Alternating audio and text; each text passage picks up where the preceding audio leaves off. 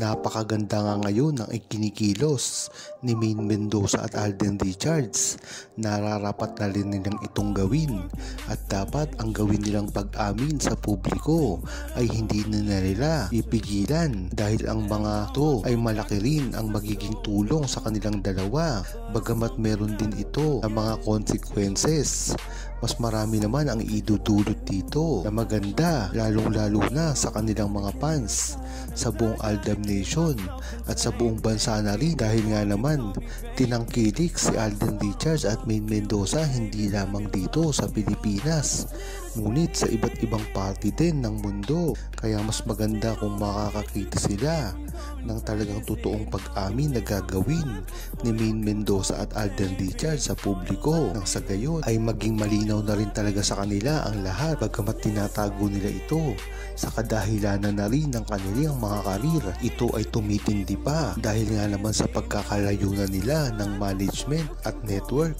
Kung dati nga ay nahihirapan si Alden Richards dahil eksklusibo siya ng kanyang network at si Maine Mendoza naman ay eksklusibo ng APT, kaya kahit anong gawin ni Alden Richards at Maine Mendoza ay hindi sila makakapagsama. Pinaghihinalaan nga na kaya ginawa ni Alden Richards ang kanyang kumpanya nang sa gayon ay makawala siya sa tali ng kanyang network, dahil nga naman kung siya ay gagawa ng pelikula sa banner ng kanyang network ay ang makakapartner niya lang dito ay ang mismong talent din nila. Ngunit ibang usapan pagka ang produksyon na ginamit ni Alden Richards ay independent, kagaya ng kanyang mga ipinroduce ay kahit sino ay kailangan niyang makasama dito.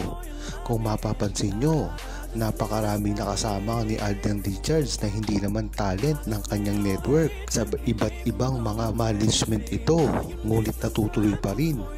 Yan talaga ang balak ni Alden Richards, nang sa gayon eh hindi lang siya maging exclusive ng kanyang network. Hanggang ngayon nga ay marami pa ring bashers ang naninira kay Maine Mendoza at Alden Richards. Ngunit bakit hindi ito nagtatagumpay? Ito na rin ang sinabi ni Alden Richards sa publiko, kaya dapat ay nililinaw ito nang sa gayon ay hindi magkamali ng interpretasyon ang publiko sa mga pinagsasabi ni Alden Richards, lalong-lalo na sa mga ginagawa niyang interview na talagang napapagkamalan at nabibigyan ng ibang meaning. Ngunit ang maganda dito ay talagang dinediretso na ni Alden Richards kung ano talaga ang gusto niyang sabihin sa publiko. Kung matatandaan nyo ay nakita na rin natin ito kay Alden Richards sa mga ginawa niyang interview in this past few years, na talagang totoo at inaamin niya ang naging relasyon niya noon kay Maine Mendoza, at talagang si Alden Richards mismo ang nagsabi nito sa pag-amin niya na talagang wala siyang minahal na iba kung hindi si Maine Mendoza lamang. Talagang dyan mo palang malalaman na talagang totoo ang relasyon ni Maine Mendoza noon pa man. Kaya dapat ay hindi na magtaka ang buong Aldab Nation dahil kahit hindi man sagutin ni Alden Richards ng diretsahan ang mga tanong sa kanya patungkol sa pagmamahal niya at relasyon niya kay Maine Mendoza, ay alam naman natin na between the lines ay yun ang gusto niyang sabihin. Pagamat na-predict na ito ng buong Aldab Nation, dahil nga naman dapat ay si Maine Mendoza ang unang makakatrabaho ni Alden Richards sa paggawa ng pelikula. Ngunit ang hindi nalalaman ng ibang publiko ay ang ginawang umanong pagpapaalam ni Alden Richards kay Maine Mendoza na hindi muna gawin ang pelikula nilang dalawa dahil ito ay gagawa ng pelikula na hindi na maaaring mangyari pa kung ito ay palalampasin niya. Kung matatandaan nyo ay bukang bibig na rin ni Alden Richards ang paggawa niya ng part 2 ng pelikula niya na Hello Love Goodbye, ngunit nagkakaproblema ito dahil na rin sa relasyon ng kanyang leading lady. Ngunit ang maganda dito ay naintindihan raw ni Maine Mendoza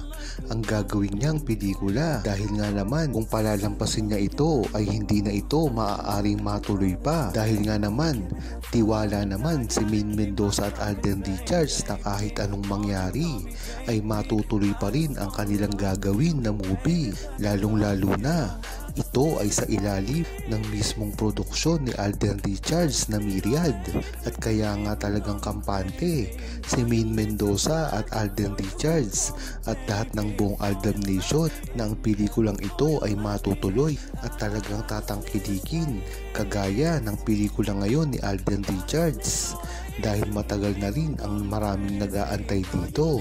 Hindi lang ang buong True-Blooded Aldab Nation, ang mga seniors at ang mga OFW, kung hindi pati ang mga casual na fans na talagang curious sa relasyon ni Maine Mendoza at Alden Richards sa simula pa lamang.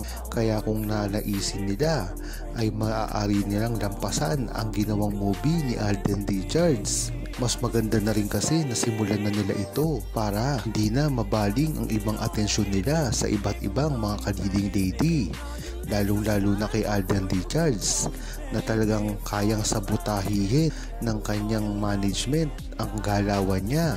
Kaya talaga dito ang rason kung hindi man matutuloy ang kanilang movie ni Maine Mendoza. Kahit nga ano pang gawin ng mga naninira kay Maine Mendoza at Alden Richards, tila hindi sila makapaglabas ng mga resibo nila at pasinungalingan kung ano man ang meron kay Maine Mendoza at Alden Richards.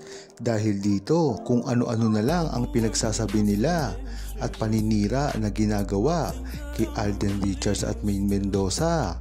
Kung matatandaan nyo, ang mga binabato kay Alden Richards ay tungkol na sa kanyang gender at binabatikos din ang kanyang nakaraang movie with megastar Sharon Cuneta. Senyalis na ito na hindi nila maibagsak si Alden Richards sa pagkasabi ng relasyon nila ni Maine Mendoza, kaya binabaliwala nila at lumilipat ito sa napakalayong issue patungkol pagkalalaki at mga movie at project ni Alden Richards. At si Maine Mendoza naman ay lagi lang ibinabalik ang mga nalilink sa kanya na mga lalaki dati na talaga namang pinasinungalingan na ni Alden Richards at Maine Mendoza.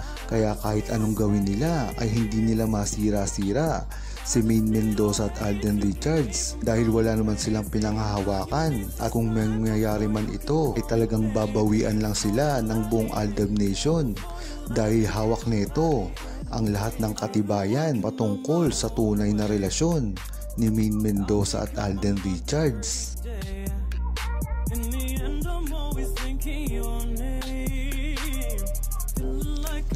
Huwag kalimutang mag-subscribe, comment at i-like ang video na ito. Thanks for watching! You gotta give me your time, and I gotta keep myself contained, baby. Won't you call me baby? I just wanna love you, baby, let me love you.